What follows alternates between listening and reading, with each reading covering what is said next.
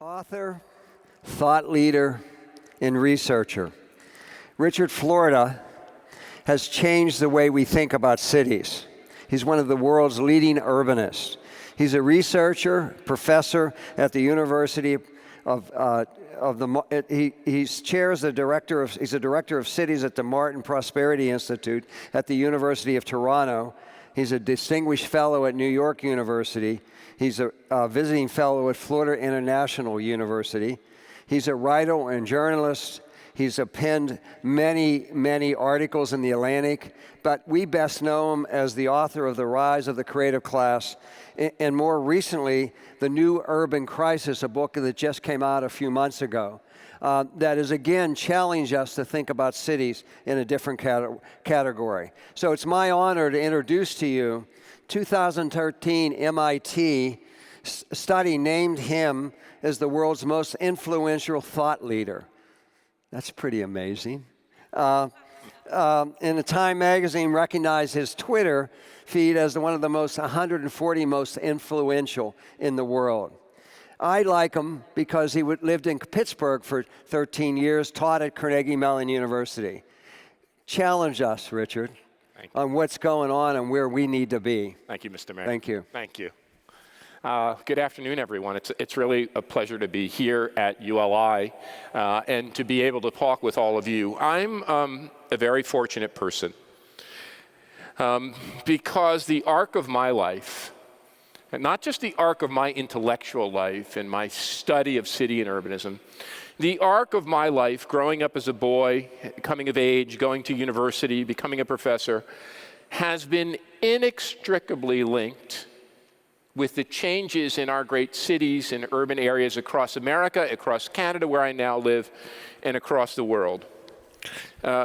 Mayor Murphy and I have known each other for a good long time, and we've traded stories about our backgrounds, which, as you'll understand, are, even though he's an Irish American, I'm an Italian American, are remarkably similar. Remarkably similar journeys through life, through work, through family, and through community. But I guess I want to start at the beginning. And there's one fact that I can share with you that I think explains more of my love for and interest of cities than any other degree, any other book, any other publication. I was born in 1957 in Newark, New Jersey. I think that fact says volumes about the trajectory of my life and my interest in our great communities. Back in November of 1957 and 1958 and 59 and 1960, when I was a young boy in Newark, it was a thriving, vibrant, dynamic city. A spectacular downtown with large headquarters of companies, including the great Prudential Insurance Company, fantastic department stores. If you know Newark, Bamberger's was headquartered there. Kresge's had a store there. Hanes department store was located there. Unbelievable ethnic neighborhoods, remarkable Irish American neighborhoods, Jewish American neighborhoods that the great Philip Roth writes about. Italian American neighborhoods in North Newark, like the one I grew up in. African American neighborhoods. Newark was a thriving city. My dad,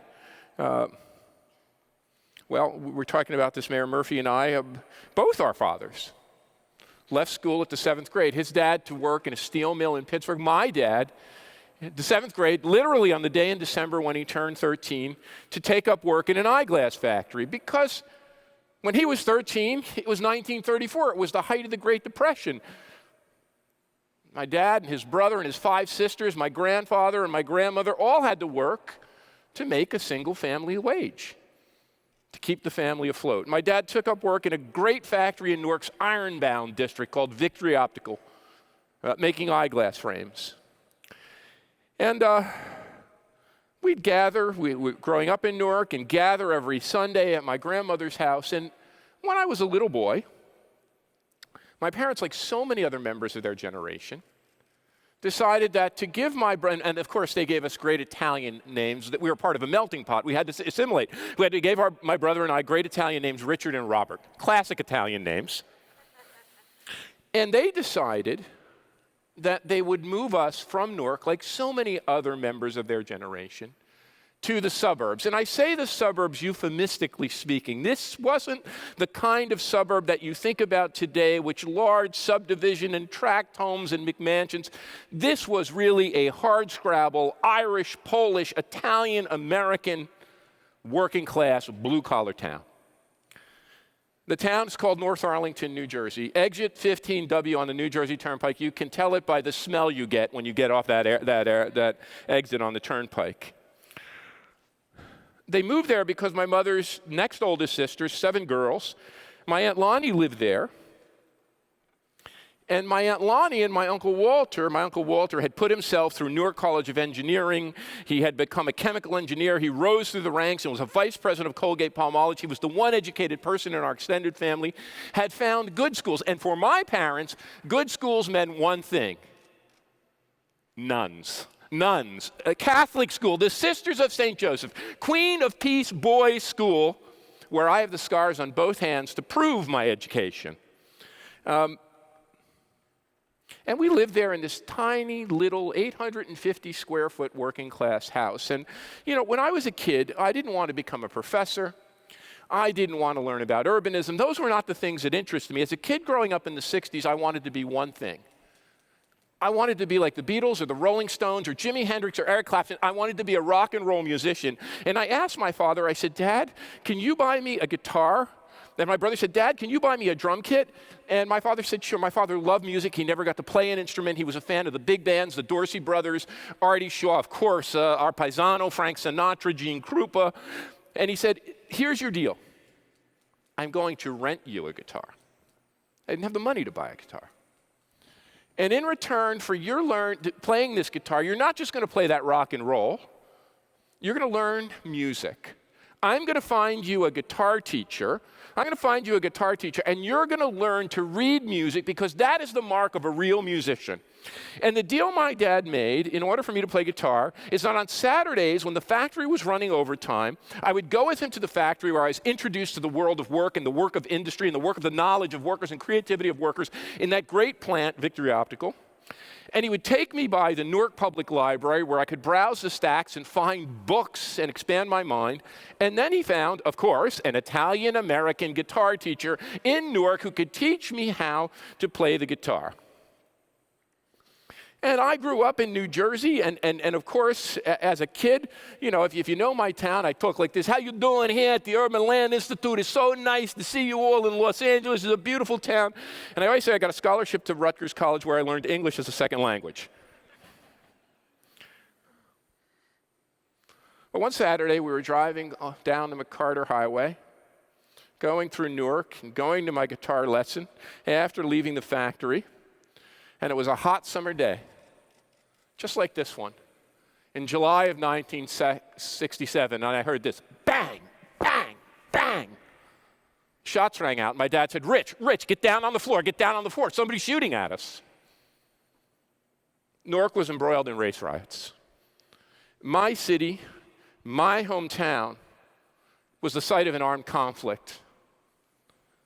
There were not only police cars and police vehicles in the street. The National Guards had occupied. There were camouflage vehicles, green tanks. I was a 10-year-old boy. I had never seen a tank. My dad had his military service. My dad said, Rich, get on the floor. And the police officer came over and said, sir, turn this car around. Our city's involved in a riot. We saw flames and streets burning. We saw buildings on fire. Smoke filled the air. I didn't know it at the time, but that's the day I became an urbanist. As a 10-year-old boy, I wanted to understand why. How could it be that my city had suffered such trauma and tragedy? What had happened? What had happened to cause African American people, black people, to riot? What was happening there? And I couldn't put it together. I was a 10-year-old kid, but I guess somewhere in the back of my mind, I had to know why. Well, I continued to play in my guitar and be in my band with my brother. And I found, though, as I got to high school, I was very interested in what was happening in cities and urban affairs. And in our high school, Queen of Peace Boys School, you could take elective courses in sociology and different subjects, and I loved them. And I found that I wanted to try to understand cities, and I was always drawn back. And my mom had gone to high school and had some successful friends. In fact, one of her friends had run the Meadowlands Authority. I kind of wanted to understand what was happening in cities. But I'm the first kid in my family to go to college. I got that Garden State scholarship to Rutgers. What do you think my parents wanted me to be? A doctor. Of course, the first in your family to go to school, what to my parents was emblematic of the American dream, to be a professional, to be a doctor. So I went to Rutgers and grudgingly enrolled in the pre-medical course. I took biology and pre-calculus and chemistry and all this stuff, and I got straight C's. Like, it was a complete washout. So, folks, literally, they call a family meeting. And the family meeting this is 7 sets. So this is 14 aunts and uncles. About 50 cousins all descend on our little house in North Arlington, New Jersey, to tell me to buck up, to keep going, that I had the brains and the willpower and the ambition to be a doctor. And I said, no, Mom and Dad, no, aunts and uncles, I don't like this. I can't be a doctor. This isn't for me. To which my father said, you know what? I've got an idea for you, son. You should be a dentist. You should be a dentist. Can you imagine me with a drill trying to examine you? You don't want that. So I had a plan. And in the back of my head, I said, there's another profession. My parents will go for this. My aunts and uncles will go for this. No one in our family is this. I said, Mom and Dad, I could be a lawyer. I could study history and political science and pre-law, and I like those subjects, and I can be a lawyer. My mother, God bless her soul, she said, Richard, you'll be a great lawyer. She knew something about her son. You're a great talker just like me. She nailed it. You're a great talker just like me. So here I took my history course and my political science course and my economic course, and this was 1975. And I signed up for a course, I don't know where I found it in the course catalog, in urban geography. And the professor who taught that course, Bob Lake, is still at Rutgers. He is a fantastic guy. He gave us an assignment. The assignment was to take the train from New Brunswick, take that train into New York, and to walk the streets, well, from Penn Station down through Chelsea, the meatpacking district, which really was a meatpacking district, to go through Soho and the areas around NYU and the East Village and the areas of Tribeca, and wrote down in a diary, in a paper, what we saw. And I couldn't believe it. My vision of a city was Newark. My vision of a city was a city flat on its back. My vision of a city was a city, with all respect to Detroit, where my wife is from, Pittsburgh, where it probably has experienced the most economic and social trauma of any large American city. It was completely emptied of economic function, save for the Prudential and several other companies that stayed there through thick and thin and helped to rebuild it. My dad's factory closed. I watched deindustrialization. I saw my dad and thousands of other men get thrown out of work. Here in New York, I saw bohemians and hipsters and punks. It was the beginning of the new wave movement. I couldn't believe it. That's what I had to study. I took urban planning at Rutgers and urban politics and urban geography. I got a scholarship. I went and got a PhD. Oh my God. My PhD thesis was the biggest amount of academic mumbo-jumbo word verbiage that you've ever seen. And remember, we didn't have computers back then. We had IBM Selectric typewriters. And so I typed this thing on an IBM Selectric, but I'm a Hunt and Peck typer. And I finally asked my mom, I said, Mom, will you help me type this dissertation? She took one look at that academic mumbo-jumbo, neo-Marxist, urbanite, whatever interpretation of the political economy of some nonsense nobody could pronounce. She took the thing and she flung it. She flung it on the front lawn and she said, I want nothing to do with this joke of a thing you're writing. Write in English. But I was captivated. My love for urbanism captivated by my first city of Newark, and trying to understand why one city would decline, and while New York, for all its hardship at the time and its fiscal crisis, was beginning to see green shoots of an urban revival. I went off, I studied at Ohio, became a professor at Ohio State in 1987, ended up in Pittsburgh, a city that was being led at the time by Mayor Murphy and an incredibly dynamic group of public and private and nonprofit city leaders and city builders. I was brought there by Senator Hines and his father.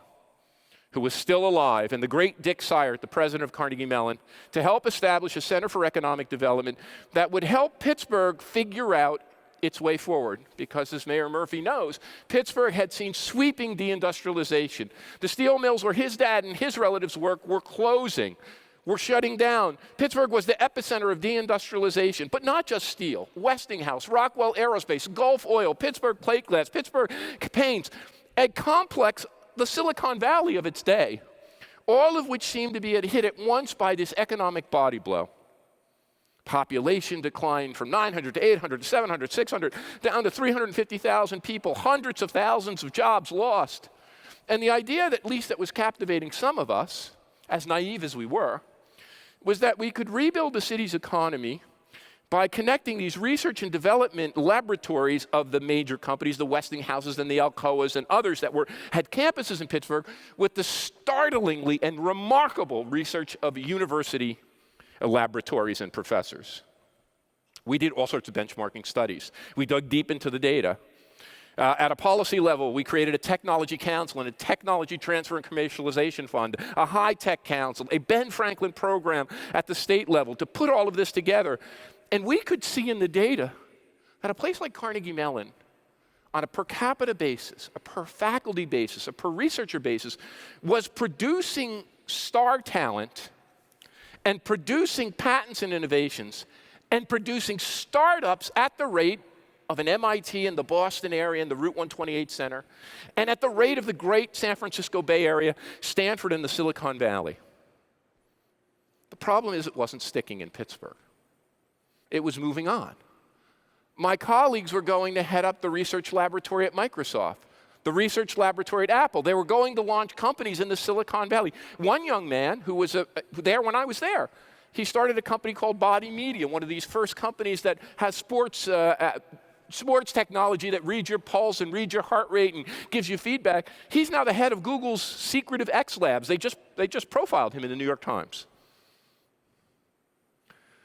And one day I was on sabbatical at Harvard, and I opened a copy of the Boston Globe, and the headline read, one of our great companies in Pittsburgh at the time, a great internet startup, founded at Carnegie Mellon, was going to move from Pittsburgh to Boston.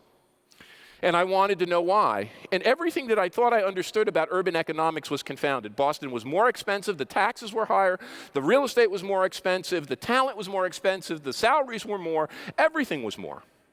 Why was this company leaving Pittsburgh, where it was born, and moving to Boston? The answer that came back really confounded me. They were leaving Pittsburgh to go to Boston because the talented and knowledgeable and creative people they needed were already living there. That was the inspiration for Rise of the Creative Class. My time in Pittsburgh. So here's what I did. I remembered my mom. I was turning 40 at the time. I remember my mom throwing that dissertation, the mumbo jumbo, on the front lawn. And I said, I'm turning 40. My parents made an investment in me. The state of New Jersey gave me a Garden State scholarship. Ohio State gave me public funding. Carnegie Mellon funded my research. The Heinz Endowments funded my research. The National Science Foundation funded my research. I have to give back. I'm going to write a book, not for my academic colleagues. I'm going to write a book for my mom. And if I can write a book for my mom, maybe I can speak, because I wrote other books that, my mother bought it, my father bought it, my brother bought it, and like 3 close friends bought it, and that's all. They went nowhere. So I thought about what my mom would drill into my head. And my mom, every day of my life, said, you're a bright boy, Richard. You're a bright boy, Richard. Study hard and remember the 3 R's. You guys know what the 3 R's aren't 3 R's. They're not 3 R's. It's reading, writing, and arithmetic. It's only one darn R. So I said the 3 T's. Based on Pittsburgh, based on what I was observing in my town, the great city and metropolitan area of Pittsburgh. Pittsburgh had technology. That was the first T. It had technology. It had great research and development. It had great professors. It had spectacular software. Pittsburgh is rebuilding itself around the driverless car. I couldn't have predicted this. When I was there, they had robotic tanks rolling around Carnegie Mellon's parking lots. And I'm like, what the hell is the driverless tank doing? What are they going to do with that? That's become part of the seeds of the revival. Tissue engineering and biotechnology at the University of Pittsburgh, software engineering, and so much more. But the technology wasn't sticking. It was moving away. And I loved Pittsburgh. I thought Pittsburgh was an authentic, real city, industrial chic, heart and soul. It had great loft buildings and old warehouses, but it wasn't gluing itself there. The second T was talent. And what I said that in Pittsburgh, it was no longer steel was our great export. It was the talented and creative people who were born in Pittsburgh and the talented and creative kids who were coming to our great universities who were then leaving. And when I asked my kids, how many of you wanted to stay in Pittsburgh? A class of 50, 2 hands went up. 2 hands went up. They wanted to go to Austin or Seattle or the Silicon Valley or Chicago or New York or wherever, Washington, D.C. They wanted to go to cities that were more thriving and what they view as vital and on and on. My third T was going to be trade. It was going to be trade. It was going to be that you had to do technology, talent, and trade. You needed to export your products. But one day, I met a guy named Gary Gates who had left the seminary as a gay man to come and study the location of gay men and the propagation of AIDS. And my dean one day said, you should meet Gary because you're studying the same thing. And I said, how could this be? I'm studying high-tech think workers and knowledge workers and high-tech clusters, and Gary's studying gay men. What could we have possibly in common? But Gary had a great sense of humor, was working on a sensitive subject. This was almost 20 years ago at the time. And Gary said to me, name your 5 leading high-tech hotspots. Well, I said, that's San Francisco Bay Area, that's Boston, that's Seattle, that's Austin, and Washington, D.C. He said, you've just named the 5 gayest cities in America.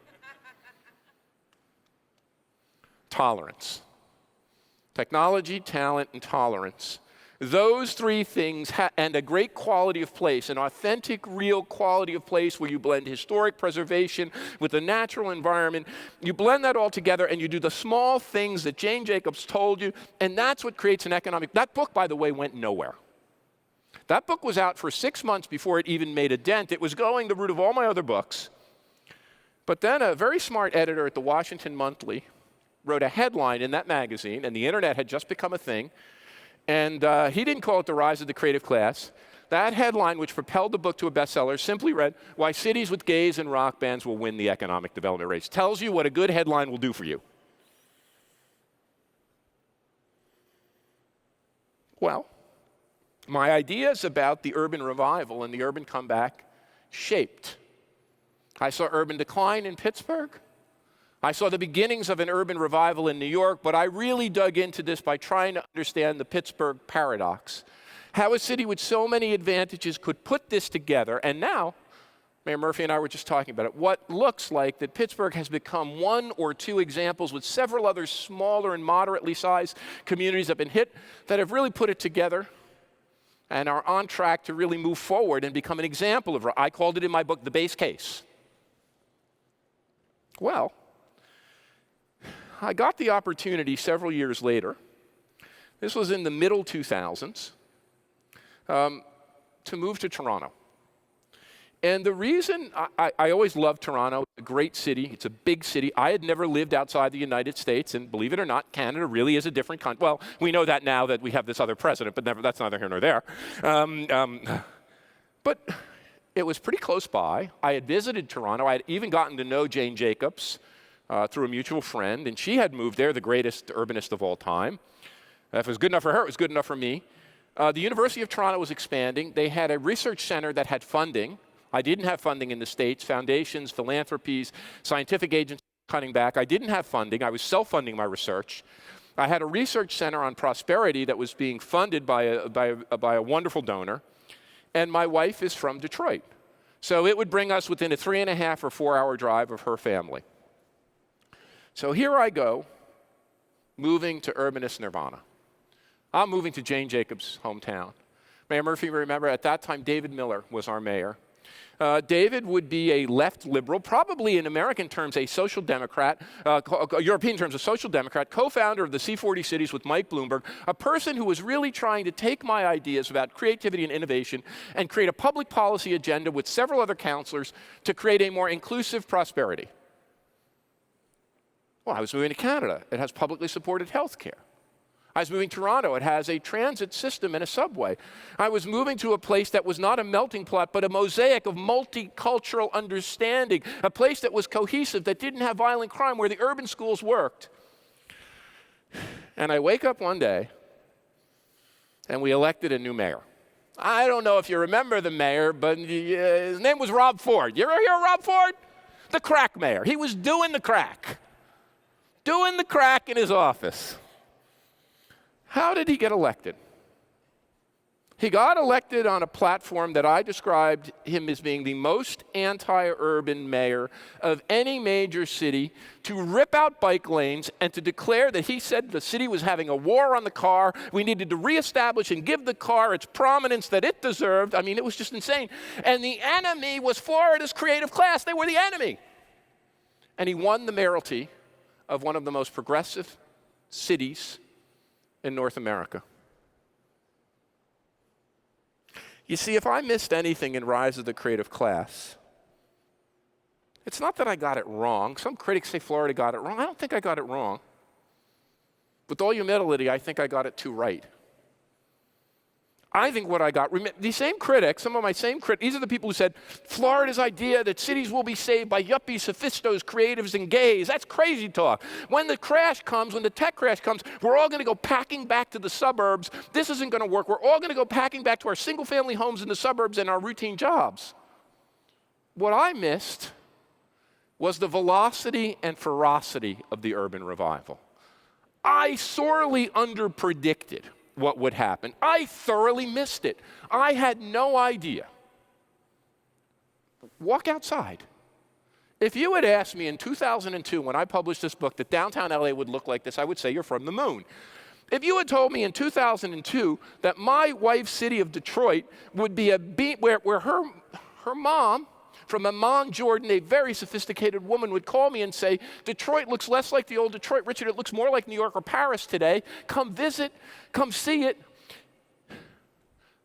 If you had told me that Pittsburgh would be a model of economic revitalization, that not only would the city's downtown come back, but its neighborhoods would rebloom, I would have said, I don't know what planet you're from, but I can't believe that would occur in 15 years. All of that happened and more. And when I went on the speaking tour for this book, when I went to Indianapolis and Milwaukee and Columbus and the Twin Cities and Philadelphia and so many other of your towns and so many other towns across, I saw the same thing everywhere I went. Maybe the creative class thing worked too well. What I missed is that this urban revival was sowing the seeds of a new set of divides in our society, where the privileged third of us, about a third of us, get to do this knowledge-based, creative, professional, artistic work. We're getting ahead, and we're doing pretty well. Even in expensive cities, we're compensated more than enough to at least get ourselves housing. But it was the remaining two-thirds of society, the blue-collar workers like my dad, who were being thrown out of work and couldn't afford homes. We now know about the opioid crisis in America and in Canada.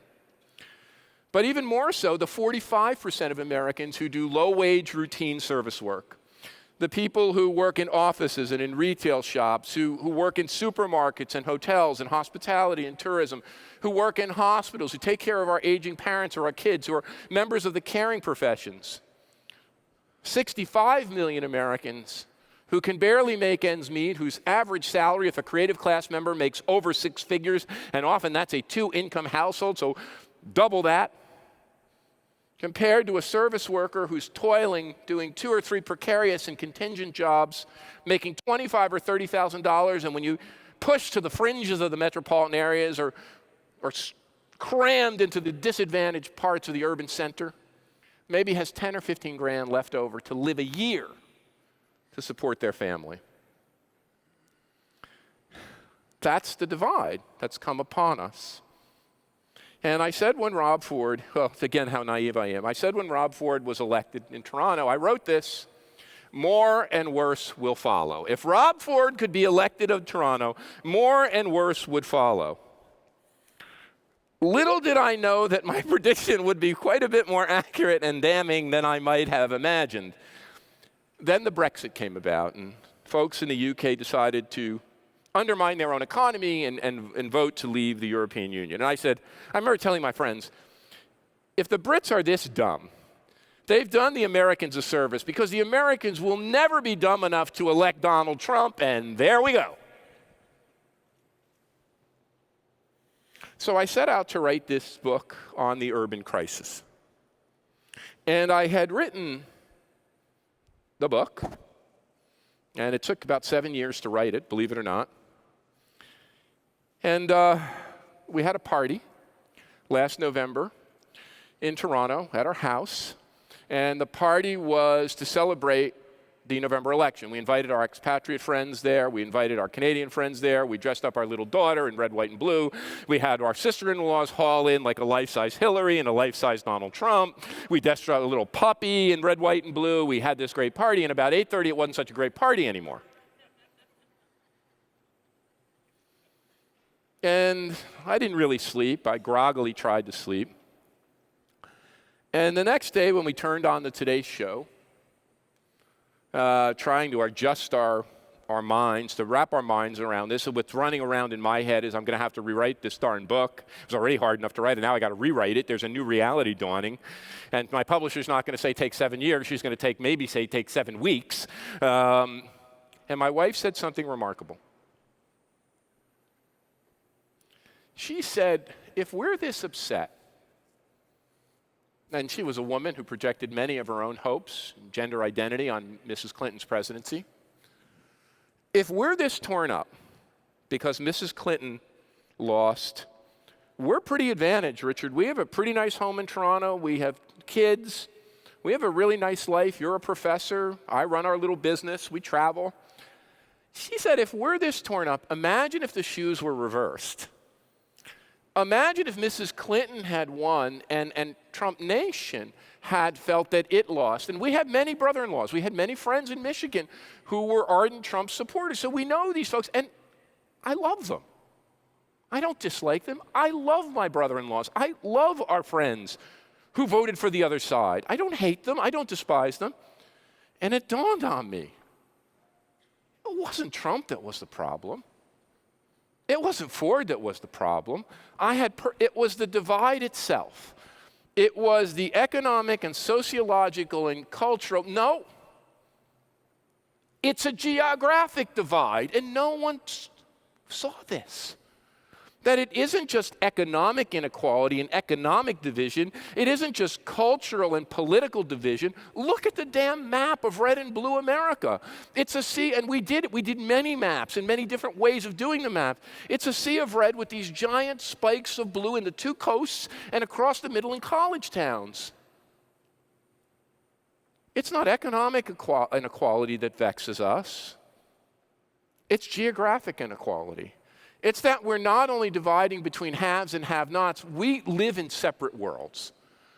We live in two distinct and separate worlds where our economic conditions and our political conditions and our ability to achieve upward mobility are completely different. My dad, with a 7th grade education, lived right next door to my Uncle Walter with a master's degree in chemical engineering and a master's in business, who was the vice president of Colgate-Palmolive. They were the best friends. My dad was a New Deal Democrat. My uncle had become a Reagan Republican. Best buddies. It's unimaginable.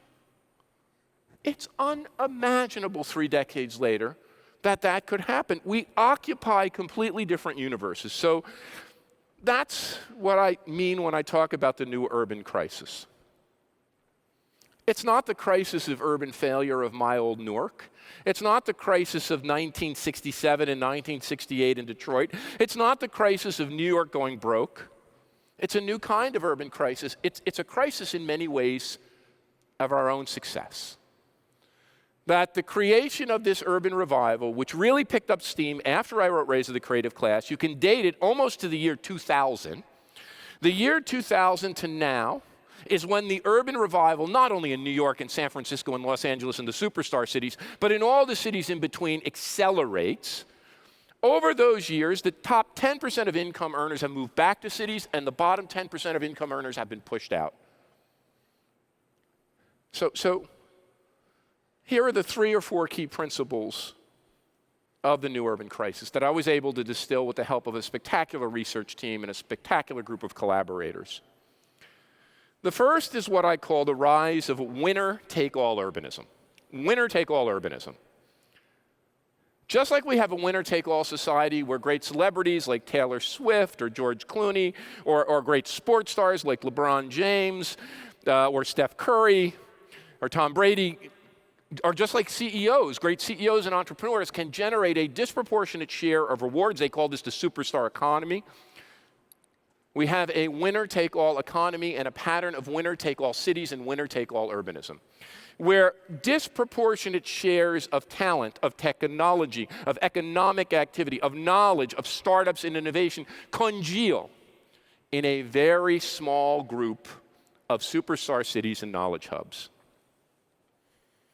I have statistic after statistic. I tell people if you buy that book, I'll be happy to sign it to you because it's going to be the best month of sleeping you'll ever have. But here's a few. Just the top 40 mega regions in the world. We have 200 nations. Just the top 40 mega regions in the world. Areas like the New York, Boston, Washington corridor, the Chicago to Detroit to Pittsburgh area, Northern California, this one, Southern California, Southern Florida. It's not China, that's our competitor. Beijing to Shanghai. It's not India, Mumbai to Bangalore. It's not Brazil, it's Rio to Sao Paulo. Those 40 mega regions, which house less than 18% of the world's population, produce 2/3 of our economic output and 9 in 10 of our innovations. Look at high-tech innovation in the United States. For all the talk of the rise of the rest and the rest are rising, you can point at one hand to the rest like Pittsburgh or Nashville that are rising. What's really happened is the established centers have consolidated their gains, disturbingly and tragically, but not surprisingly.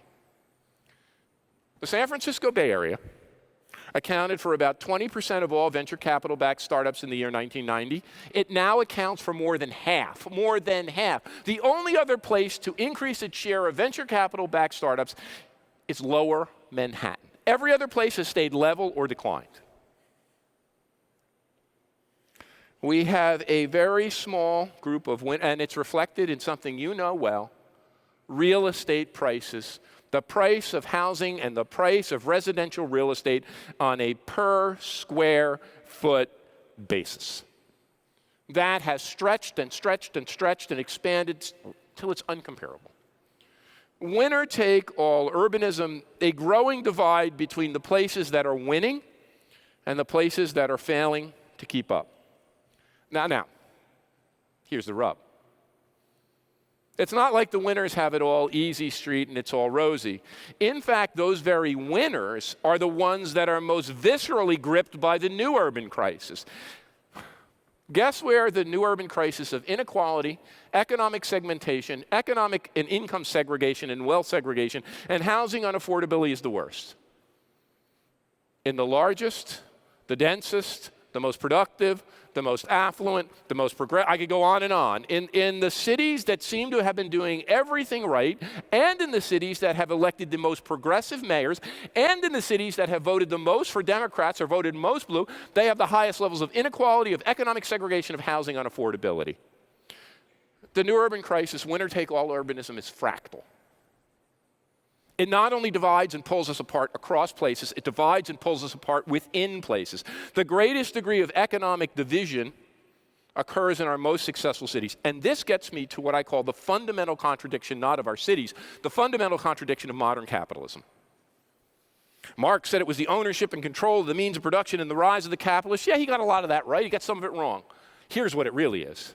The same clustering of economic activity that powers innovation, that drives productivity increase, that is the font of economic and social and civic progress, that very same clustering and jamming of talented and ambition and of diverse people and diverse industries and diverse firms and clusters in space, this clustering force is the very same force that pulls us apart and divides us. The more we cluster and jam ourselves into great places, the more we divide across places and within them.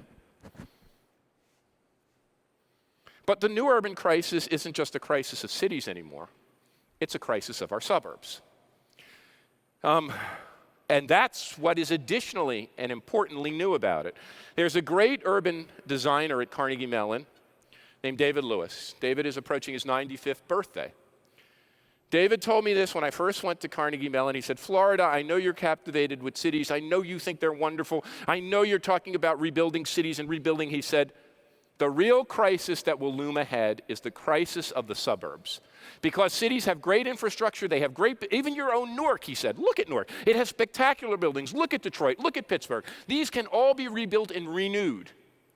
The suburbs don't have the building stock. They don't have the infrastructure. They don't have the transit. Rebuilding them will be a project that is bigger by orders of magnitude. Well, we know poverty has grown faster in suburbs than in cities. Rates of economic dislocation and dysfunction, rates of criminal behavior, opioid addiction go down the gamut. The terms city and suburb don't even mean anything anymore. They're terms I inherited from my boyhood that meant a lot then. They don't mean anything anymore. The rich people have moved back to the cities, but there's still a lot of rich people in the suburbs. Poverty's moved out to the city, but it's still in the city and the suburbs. We live in a patchwork of small areas of concentrated affluence and advantage in the city center, around great knowledge institutions like Carnegie Mellon and the University of Pittsburgh and USC and UCLA and all the rest, Boston and Cambridge, and all our great Ann Arbor and Madison, Wisconsin and Ithaca, and around great natural amenities like coastlines and riverfronts, and around transit hubs where the affluent are cramming themselves in, and much larger spans of concentrated disadvantage that include the old, dilapidated areas and disconnected areas of the inner city where poverty still remains grossly high, and the newly impoverished, declining, and dysfunctional former middle-class areas of our suburbs. A patchwork of concentrated affluence juxtaposed to concentrated disadvantage. It's not just the middle class that's declined in our society. The middle-class neighborhoods that were our platforms of economic and social mobility have been eviscerated. In 1970, 3/4 of Americans, like me, grew up in a middle-class neighborhood. By the year 2015, less than a third of us lived in a middle-class neighborhood. In 203 of 229 neighborhoods that the Pew Research Center chronicles, the middle class has declined. Well, I'm a professor, which means I come from the Fidel Castro School of Public Speaking. I can keep you here all day, but Tom and I want to talk. I want to tell you the two things that I've learned that we have to do. And then Tom and I can dig in. The first thing is that the federal government is not going to help us. That's not just from Trump. The federal government hasn't helped us. We are going to have to rebuild our cities and overcome the new urban crisis on our own. And that's what we did.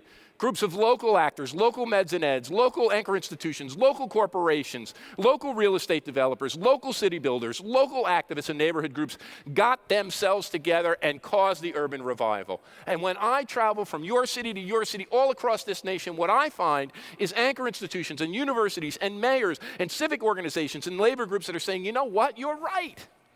The urban revival has been exclusive. We are going to work now as anchor institutions to make it more inclusive. We're going to work to create affordable housing and workforce housing. We're going to work to upgrade those service jobs. We're going to work to invest and build better transit, and instead of privatizing everything, create public goods. And the second thing we have to do, which is the big political project in this country, and we need every one of you to be part of it. The one thing this presidential election has shown us is that our system of governance in the United States is insane and inane. The fact that we port so much power in one person on high, the great God of our imperial presidency, the fact that in a country of 350 million people, 350 metros, 3,500 counties, tens of thousands of municipalities, that we've put all this power in one person is insane. The real key to unlocking our destiny is to shift that power, to devolve that power away from the federal government, and to give our local communities the power they need to run themselves. It's economically efficient, it's democratically efficient, it works better, people like it. You know, less than 20% of Americans have any level of faith in their federal government. 50% of us have some faith in our state level of government. More than 3/4 of us believe and have confidence in our local level of government. It's the only way we can overcome our divide. The only way we'll overcome the divide between urban and rural America, between thriving America and economically more challenged America, between the places that are the winners and the losers, is by empowering people who live there to build the kind of economies and live the lives they want. That's what my wife reminded me on Election Day. We have the power to choose where we live. We like where we live. We vote with our feet. And we get nervous when a federal government or a state government tries to impose its values on us. And we have these 4 to 8 year, what amount to electoral civil wars where we rip ourselves apart. But if we can empower our local governments, and if we can respect and trust one another, liberal and conservative, urban and rural and suburban, as we do, and if we can empower our local governments to build the kind of communities we want to live in, we have a path to a bigger and brighter future. Thank you so much for listening to me. Thank you. Richard, your mother was right. You're a good talker. Thank you, Tom. Let me ask you a couple questions. You've hit 2 home runs. You were several years with a creative class ahead of pretty much anybody who saw that trend. And we lived it in Pittsburgh, and it's happened a lot of places. In this one, the urban crisis, if you talk to ULI district councils, they will tell you their #1 issue is affordability in their whatever cities they're from. What's the next one? Well, first of all, I just have the great good fortune to learn from all of you and to chronicle. And I've always said it's not original. It's synthesis. I've said this from day one. It's synthesizing the things I learned from great cities in America around the world. Well, I think you know this. It's really trying to push a more practical agenda. Not, I've been absorbed in thought. I think it's a more practical agenda about 2 things we just talked about at the end. One, how do we build real inclusive prosperity? How do we get urban anchor institutions that you know so much about? How do we get our meds and eds and big companies? Think about the Amazon HQ2 thing. I just wrote a piece about this. What if Amazon, instead of saying we're going to take financial incentives, commits to its new winter city, its home of Seattle and other cities, to really be about creating affordable housing, developing workforce, and being part of the community? So we got to do that and build the local partnerships. Second thing we've got to do, which I know you're committed to, is this move to devolution. We've got to build a even more robust coalition of mayors to do that. Let's talk about that, okay? I think for all of us, we recognize the federal government is dysfunctional. And most state governments are dysfunctional, and some of them actively anti-city. Yep.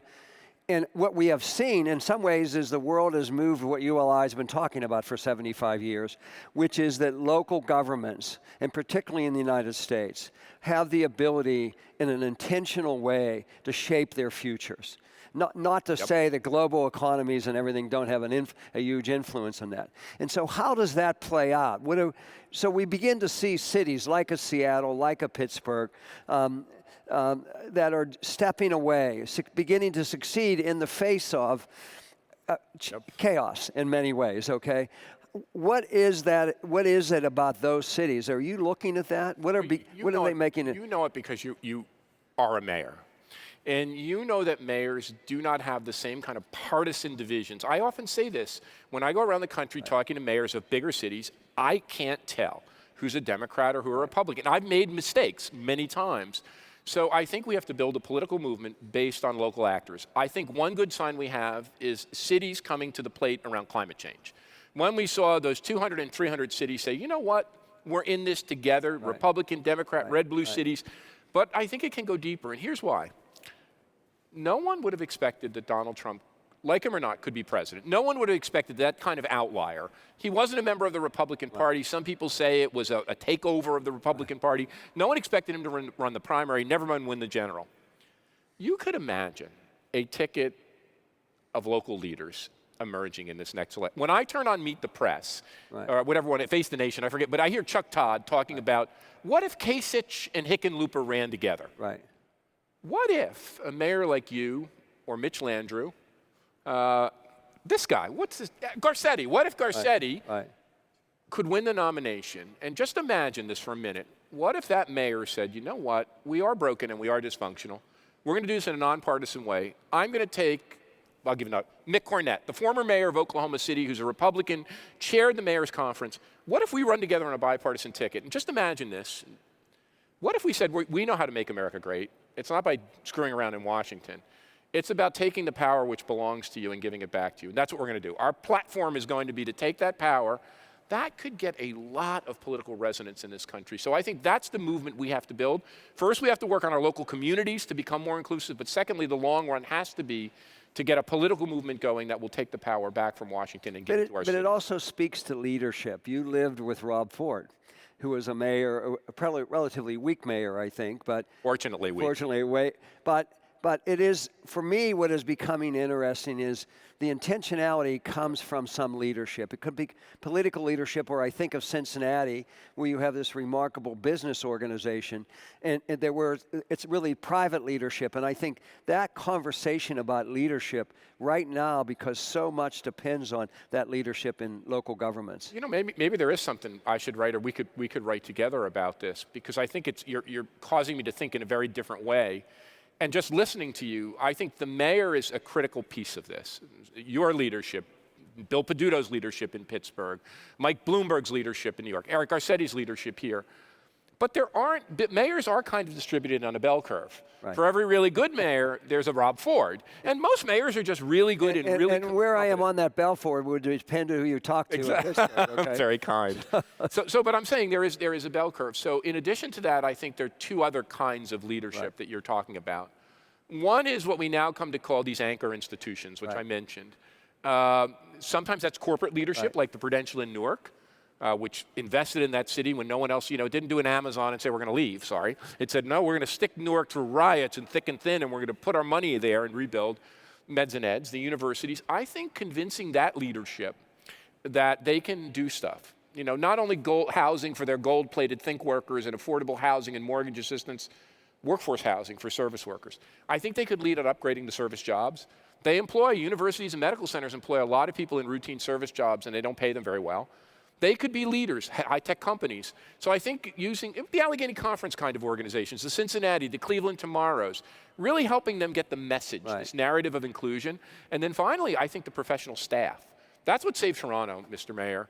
What saved Toronto during Rob Ford is the fact that we had an incredible professional staff of city planners and economic developers. I think those 3 points of leadership, and then local city builders, local real estate developers, neighborhood activists, community groups, putting that all together. And I think, I hate to say it, I think that is an asset that America has more than many other places. It has been able to uncork that also with philanthropic spending, and I think that's how we can begin to do this. So the first person I ever heard talk about the universities being the economic engine of a community was the guy that hired you, Dr. Siret. I didn't understand what he was talking about, right? And now I think we all understand that. And you're the researcher, but I'm told of the 100 top cities in America, and 60 of them, the largest employer is a university or a hospital.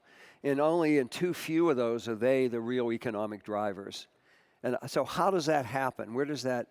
Well, I think I wrote about this, but based on my experience in Pittsburgh. In the knowledge economy, it's no longer just big corporations where my dad and your dad worked that were the hubs of that. It's the university that is really the catalytic hub of the knowledge economy. And if you look at the thriving places, they usually not only have one, they have 2 or 3. It's like Pittsburgh with the University of Carnegie Mellon University and the University of Pittsburgh and Duquesne and others. Right. It's Boston with all they have. It's Los Angeles with UCLA and USC. Well, God, the Bay Area. London, if you think about London, it probably has 5 or 6 fantastic universities. So they're the real hubs of the knowledge economy. I do think, though, what is troubling to me, they're also the most unequal places in the country. And it's not just the big cities. If you want to look at very unequal places, take a great college town. Ann Arbor, Michigan, Madison, Wisconsin, Boulder, Colorado.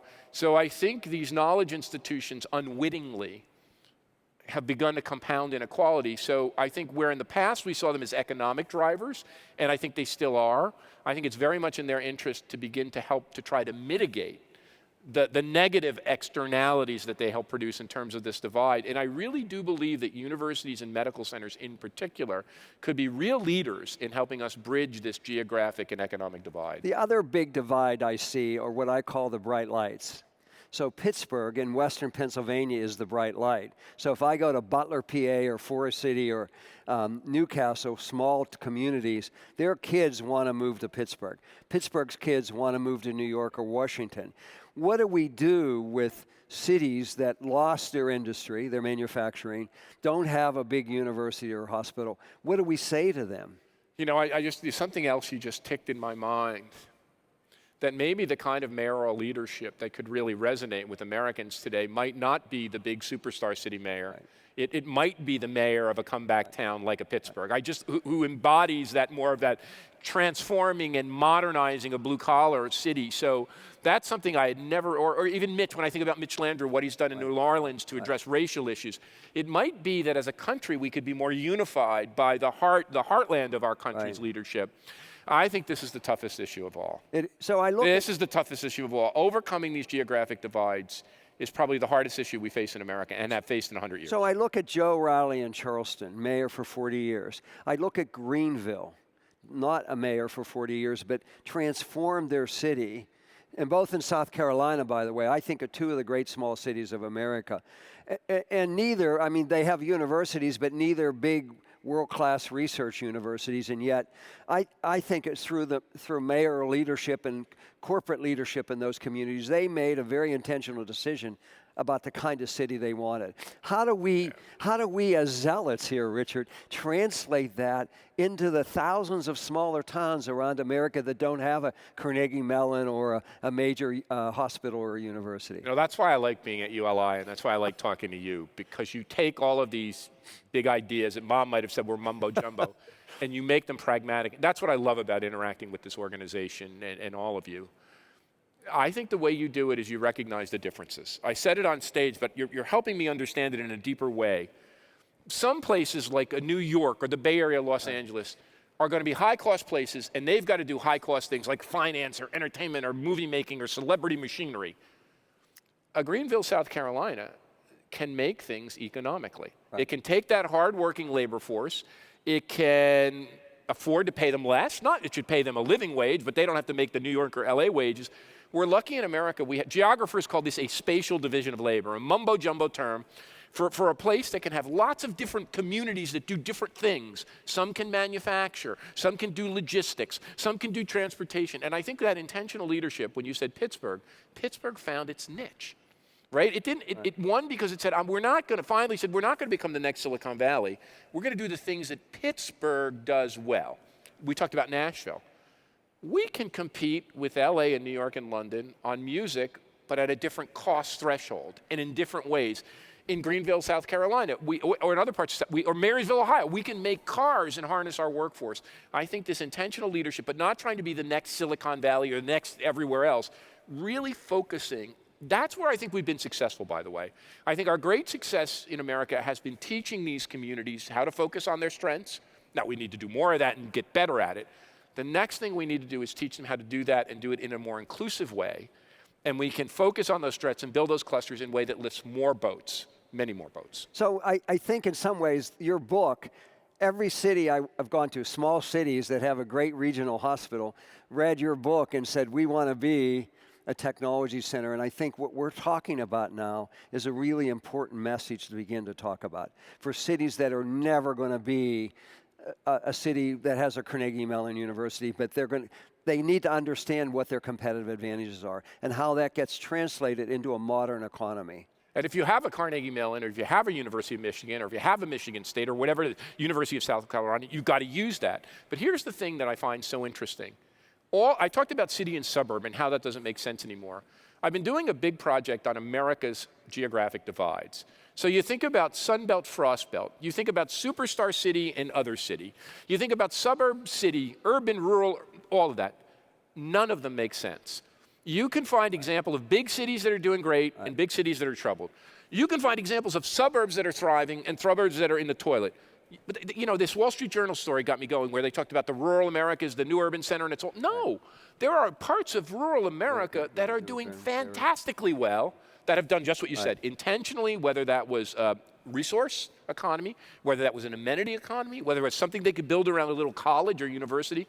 They've intentionally, through smart leadership, began to rebuild and revitalize their economy. So I think that's exactly what we have to do. And the only thing I would add as a second caveat is we have to do it also with intentionality about inclusion and affordability and about making sure that the gap between the haves and have-nots begins to be. And we're running out of time. What I'd love to talk to you about is the renaissance in manufacturing with artificial intelligence and 3D printing that could happen in America.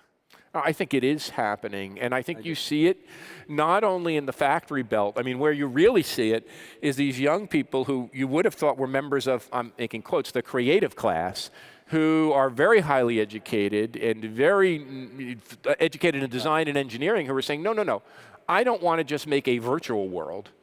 I want to make something that's real. I want to make products that people can touch. So I think this opens up a whole new way of thinking about a manufacturing economy, and it's where you can combine kind of the thinkers and the doers, and maybe that's a way of tying our country back together.